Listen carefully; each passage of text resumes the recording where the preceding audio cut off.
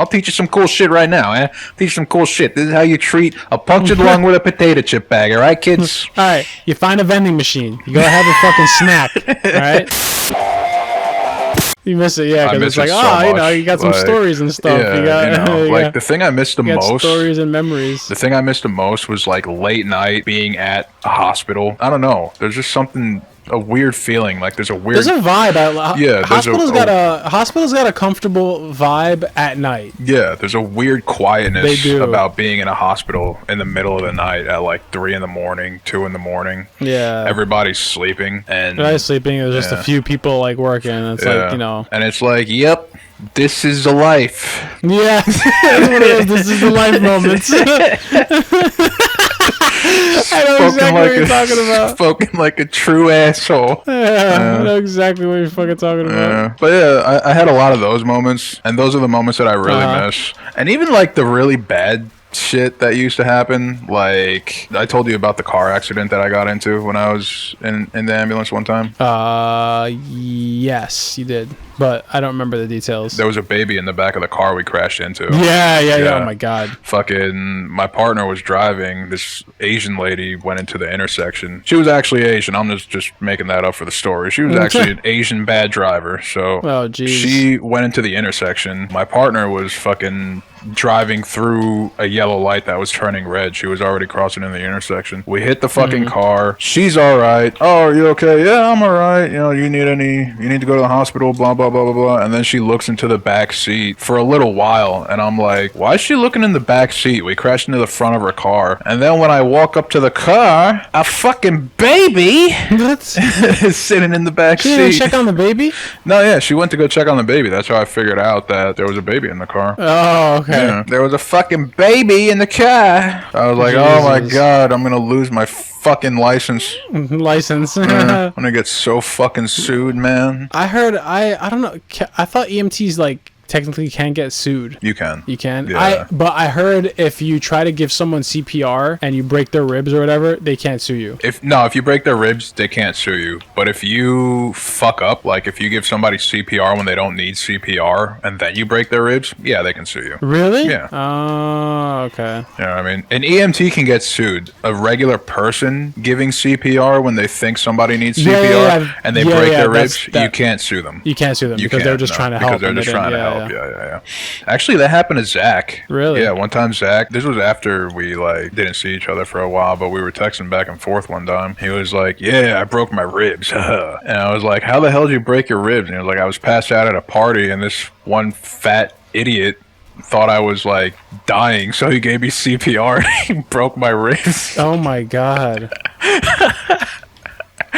That shit was fucking hilarious, and I was like, damn, you can't even sue the motherfucker. And he was like, nope. I thought about it, I looked it up, I tried, didn't happen. Oh, man. Yeah. How many of his ribs broke? I think 2. Jesus, man. Apparently he was a big guy. But yeah, it's easy to crack somebody's ribs on CPR. It is, yeah. Ribs are pretty slim, but like the worst type of rib, like rib break I heard of once, like someone breaks their ribs and then it punctures their fucking lung. Yeah, that can happen. Oh my god. That's called a pneumothorax. Oh, nice. Yep. And that's a tough one to deal with if you're an EMT.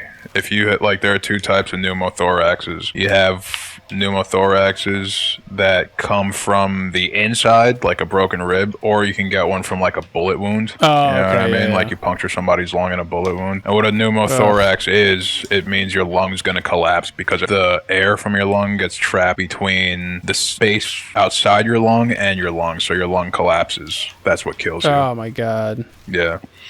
So the way... Can you die from a collapsed lung? Yeah, you can die. From one? From one? Like even if your other one's good? Yeah, you can die. How long does it take? I don't remember how long it takes, but you can definitely die from it. It's a collapsed lung. Damn. Half the air is getting to your brain than what you actually need, you know? Plus, it puts so much pressure on everything else. Like, it can move your trachea. That's how much pressure builds up. Jesus. Yeah, it can move your trachea from the inside. That's one of the things we had to look for when we were training. It was called tracheal deviation. So if they got tracheal deviation, they most likely have a collapsed lung. So what do? All right, They have a collapsed lung. You look for trauma. They don't have any outside trauma. You give them oxygen, you get them to the hospital. They do have outside trauma. Is that your teacher? Well, kind of, yeah. I had a few teachers that sounded like that. I went to class in New York, so yeah. You get the trauma and you tell the guy to go fuck yourself. Take them to the hospital, drop them off, let them go fuck themselves, Not your problem anymore. Go home, rub one out, and there you go. Fuck this shit. What do I gotta walk up 3 flights of stairs? Get the fuck out of here. And like that's that, you know? Like it's just like yeah, no, that's not that. Not in the medical field. You gotta answer for I died. Fuck. You did? I think you can come back in. Yeah, pay to revive. Yeah. Yeah, this guy fucking throws shit up and he can kill you quick, this fat motherfucker over here. But yeah, no, that's not it. Like, you can get sued like 3 years after you deal with a patient. Yeah, that's true. I heard that. Yeah, pneumothorax, you can actually treat it with a potato chip bag. Really? Yeah, if somebody punctures their lung. I'll teach you some cool shit right now, Teach you some cool shit. This is how you treat a punctured lung with a potato chip bag, alright, kids? Alright, you find a vending machine. You go have a fucking snack, alright? You get Doritos. Cool Ranch, alright? None of that nacho cheese bullshit, you understand? And then you rip the bag in half so you got one layer, right? So you just have a piece of plastic, right? And then you put it over the gunshot wound or the stab wound. You tape down 3 corners and you let 1 corner go. And then that way, when the blood comes up and it kind of touches the fucking plastic, it'll create like a suction thing, like a membrane that air can't pass through. Because the ultimate thing that you want to do with a punctured lung, you don't want air to get in the cavity and crush your lung. Oh. You know what I mean? You don't want a collapsed lung. That's the main thing. You're most likely not going to bleed out if you're going to go to the hospital. Most likely. Yeah. You know what I mean? So the main thing you need to do, you need to make that lung not get collapsed, all right? Just remember, Cool Ranch. Jesus. That's all. But, I'm just imagining the Cool Ranch, like, stinging the cut. I know, yeah, for real. Like the salt, like, yes! Well, you use the outside. You use the outside of the bag. But they make, like, but you could use any piece of plastic, but they make, like, you know, we didn't fucking carry potato chip bags in the fucking ambulance.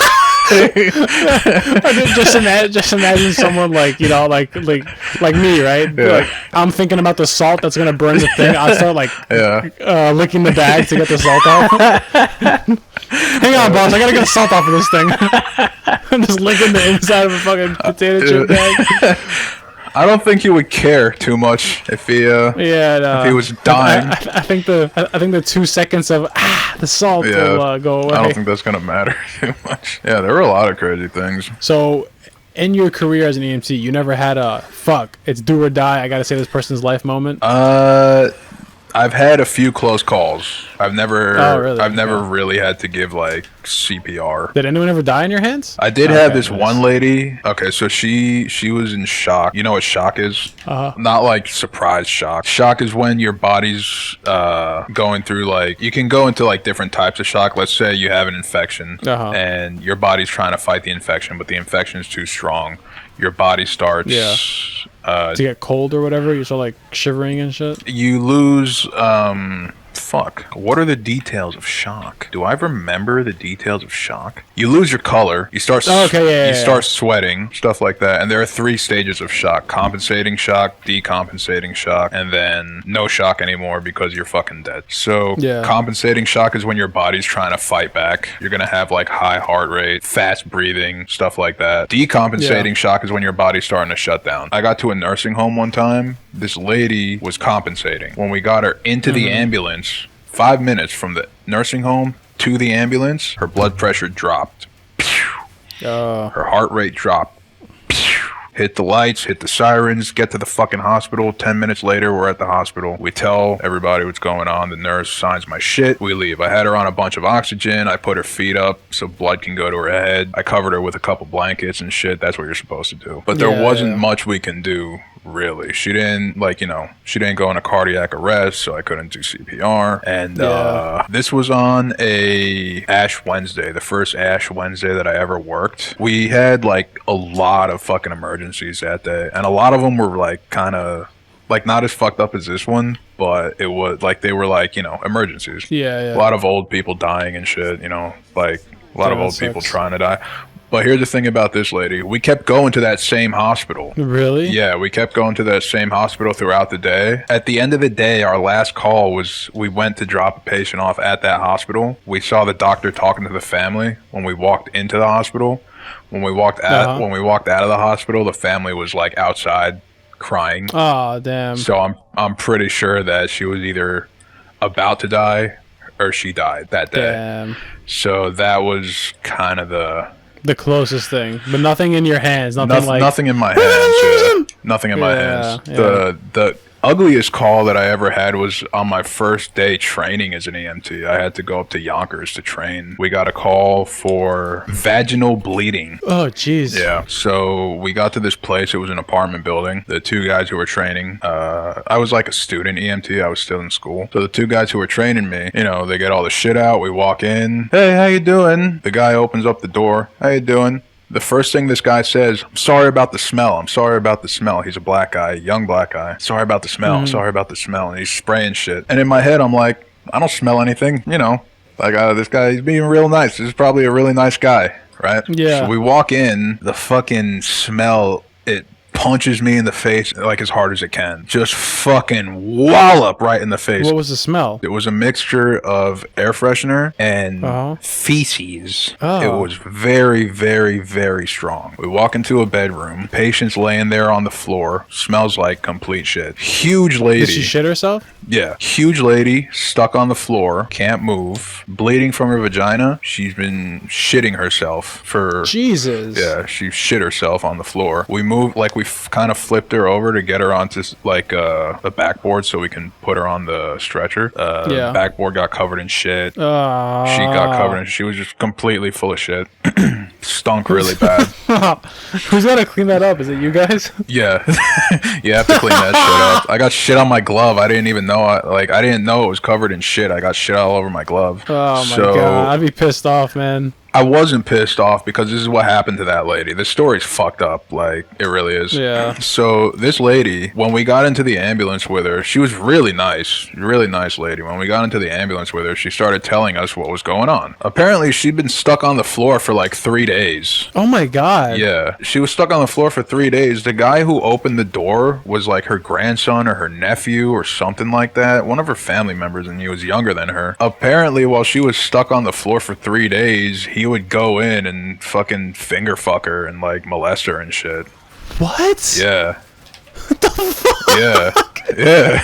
I was to laugh, but what the fuck? Yeah, it's shocking shit. I was like, are you serious? I didn't believe her for a second. I was like, all right, she's probably just crazy. You know what I mean? Yo! This lady just crazy. I was training at the time. What is going on? Yeah, I don't know, dude. And the guy who was taking care of the patient, who was training me, you know, he didn't like make a big deal about it or anything like that. And I didn't really make a big deal about it either. I thought she was just talking, you know, I thought she was just saying shit. But then when we got to the hospital, we dropped her off and shit, you know, went back to the hospital later that day and I saw cops talking to her. Oh my god. And then he was like, yeah, I called the cops, you know, like if he actually did that shit, if she said he did that shit and he actually did do that shit, then we have to report it. Well, you don't have to. If it's elder abuse, you don't have to report it. But I mean, you're not gonna not report it. If this guy's fucking raping his fucking aunt or grandma or some shit like that. Right? Oh my god. Yeah.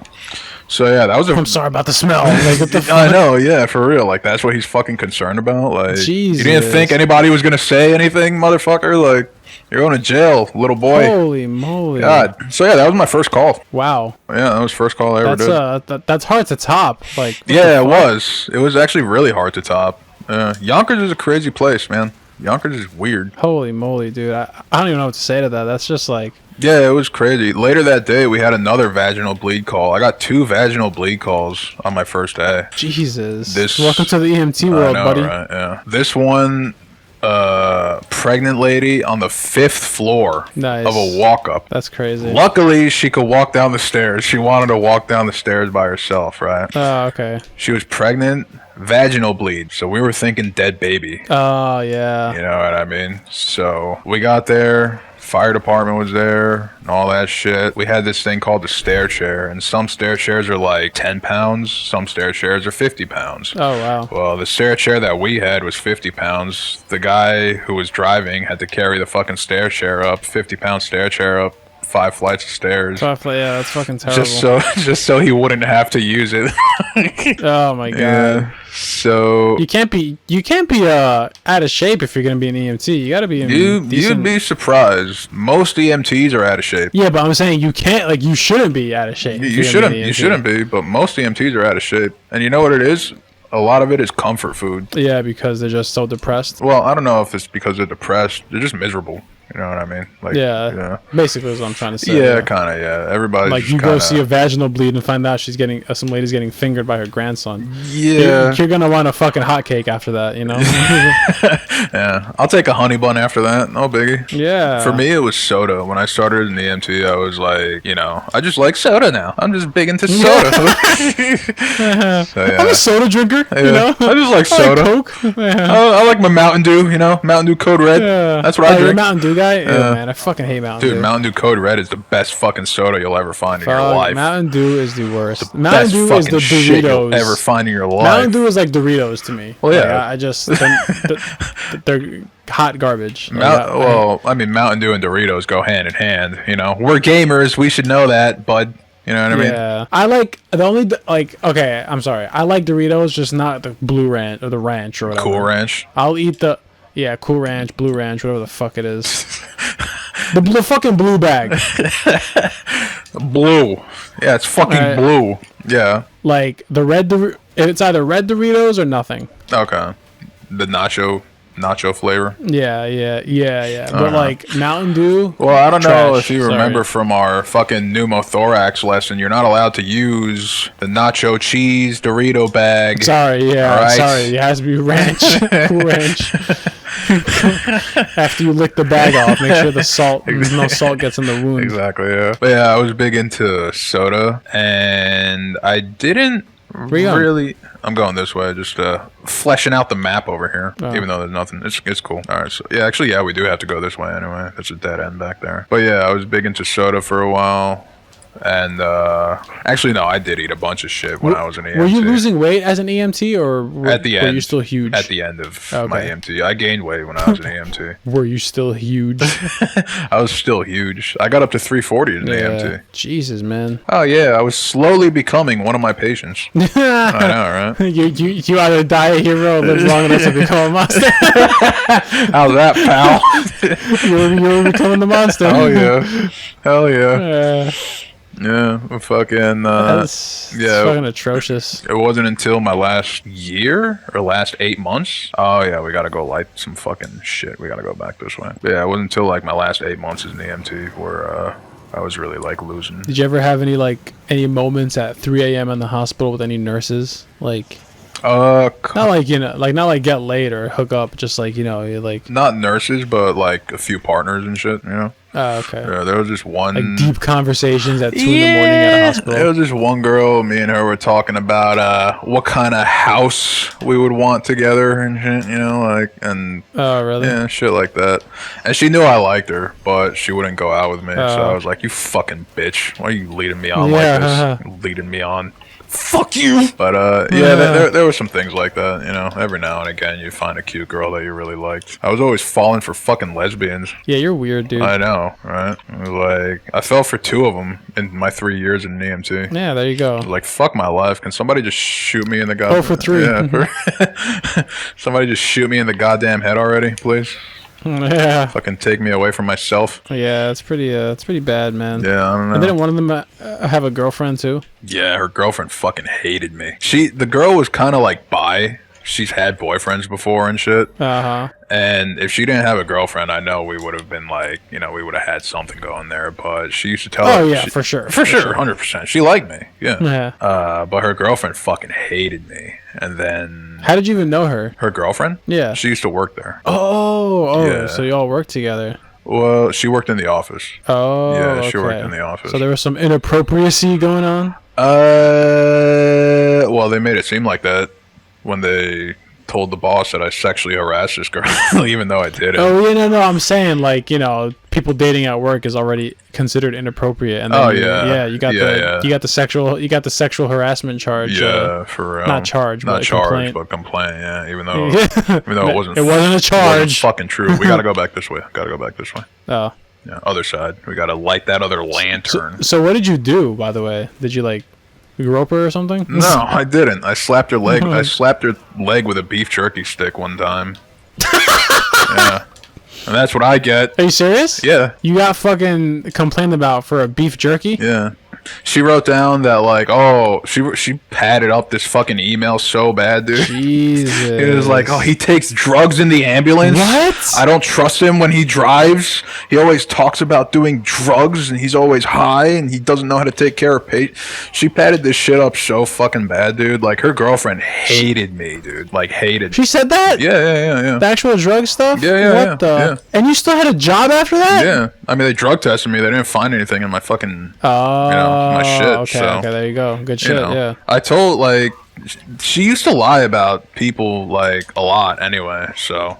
Oh, and she got fired, like, a month later because she was talking mad shit about the company on Facebook. Are you serious? Oh my God. Yeah, she was just fucking, like, I liked her a lot because she was fucking, like, she was a lot like me. Like, she was more nuts than I thought she was. But for some reason, we just got along really well. It was like a 10-hour shift when most people would be miserable. Like, we were, like, hanging out and joking around. And, like, you know, we actually had a good time working with each other. You know what I mean? And we got along. We kind of, like, you know...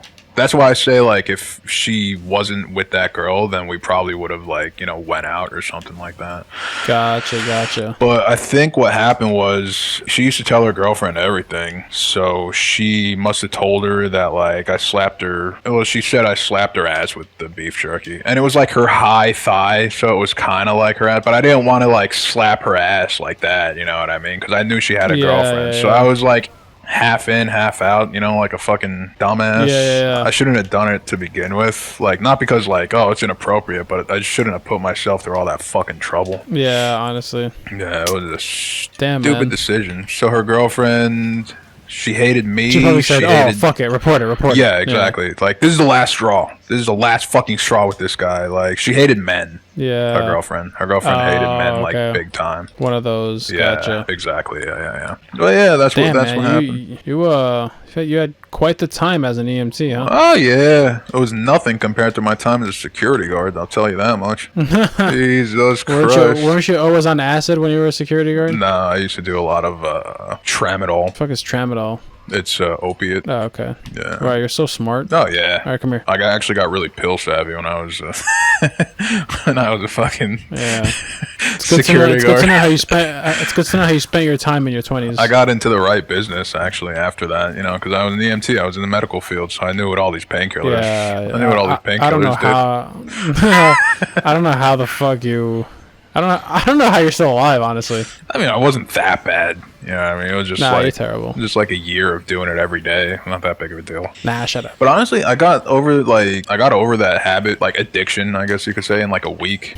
Addiction. Yeah, I didn't do it for a week, and I was like, all right. Well, that's good. Like, I felt like really anxious and shitty for like a week, and then I was like, okay, well, it's over. Like, you should just create a sob story. Like, you should just tell people, yeah, man, I was an addict, but now I'm clean. Like, you should just like. I shouldn't I? Yeah. You know, okay. Let me take that back. I'll think of one. I'll come back to you in the next episode, and I'll tell you. You should totally. Because fuck it, everyone loves a sob story. Yeah, you know? they do. And like, yeah. You know, if you tell someone I got over my addiction in a week, they're like, fuck you, you know? Exactly, like, you're an asshole. Yeah. Like, you know, but if you say, yeah, I was an addict for 3 years and now I'm fucking clean for 5 years, you know? Yeah. Like, wow, you're a real American hero. You're so brave. Oh my God. You are the American dream. Like, people will fucking say shit like that to you. Yeah, you got a point. Yeah. But maybe our I had it for a week. Fuck you. Maybe our fucking podcast would actually go somewhere. Yeah, right? Just fucking lie, dude. Just fucking make shit up. You know how many people I saved when I was high on drugs as an EMT? Man, I don't even know what the fuck to make up right now. One time I was doing CPR, man. I had a needle in my arm, and I was doing CPR. A jack in one hand. I had to save this baby's life, so I was doing CPR, and I had this needle in my arm, and I quit. This needle, jeez. I was like, Lord, if you let this baby live, I'll quit doing drugs. tonight. And then he let the baby that live. Was that, man. That was that. That was the end of it, man. Been clean ever since. He let the baby live, and I never did drugs again. Been clean ever since, man. Dude, people will be like, "Wow, such a touching story." I know, like, you for know, real. Yeah. Like you could say something like, "I was middle of killing someone, but I had a moment." Like, you know, it's like you know, I had a moment. I realized this is wrong. Yeah. And ever since then, I haven't thought about killing someone since. I could literally make it up. Yeah, dude. And people will be like, "Oh my god, I love this guy." Oh my You're god, such a hero. Yeah. It's amazing. Like, yeah, I know, right? You want to blow me? Yeah. And she'll be like, yeah. Oh my god. Oh, I almost died there, big guy. Yeah, man. Almost died of an overdose. Yeah, died of an overdose, heart attack. Fuck that shit. Fuck that shit. All right. All right, let's get the fuck out of here, dude. Oh yeah. Holy shit. Oh wait, we gotta finish this. Closing. Hold on, we gotta finish this shit. Okay. Real quick. You just gotta kill a bunch of people over here. Bada bing, bada boom, bada bing, bada boom. Why don't you open the barrels? There's gold and shit. There's a little bit of gold, no big deal. Alright, this guy, he's gonna run away. Then we gotta kill his little bitch buddies. Okay. And then there's a bunch of treasure chests at the end of the hallway. Why are you talking like you're from Brooklyn? Because I'm from Brooklyn, eh? Because I was an EMT. I'm part of the union, motherfucker. Oh, there you go. Yeah, that's what I do. This guy's just fucking fuck you where you bleed. Yeah, he's just got fucking numbers pouring out of him, but nothing's coming off. Yeah, I know. Like, look at all these numbers right now. There you go. I got numbers. Take the relics in the chests. Yeah, we got some pretty good shit from these things over here. Right where you bleed. Ooh, vote for fucking Biden. Suck right here. Suck right here.